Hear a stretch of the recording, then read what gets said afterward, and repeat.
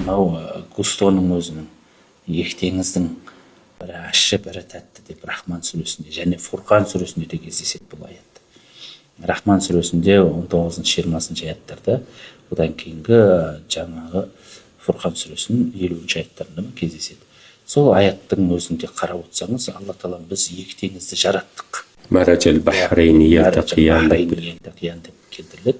Екеуінің де маржан тастар шығады дейді. Бірі ащы, бірі тұщы деп келтіріледі аятты қараңызшы. Енді бұл нәрсені біз еш уақытта ақылы бар, жаңағы Лев Толстойдың сөзіне келіп тоқталатын болсақ, ол сөздің қарап отқаныңызда ол өте керемет айтып кеткен сөз негізінде.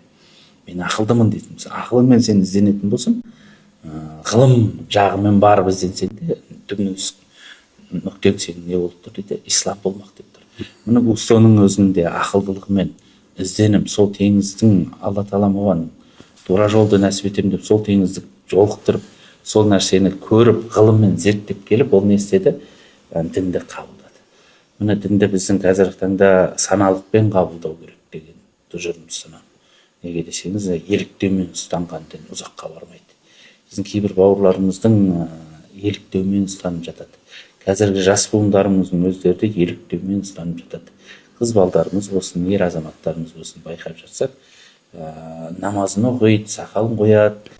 Осы нәрсенің барлығы олар еліктеу арқылы қабылдағандықтан олардың жаңағыдай ұзаққа имандары әлсіреп, өздерін тастап қойып, кейбіреулер орамалын шешіп кетіп жатады, біреулер намазын тастап кетіп жатады. Оның барлығы еліктеудің арқасынан болып жатады. Сол үшін қазақ атамыз бала берсең сана бер, сана бермесең ала бер деген қағиданы ұстанады. Мына осы нәрсені саналықтың ең бізге Алла Тағаланың берген нығметі екендігін. Ей ақыл иелері деп Алла Тағаланың бұйыруы ғылымға сүйене отырып ойланбайсыңдар ма деп тұрғандығы. Біздің ақылды бергеннің өзі бізге үлкен ғылым.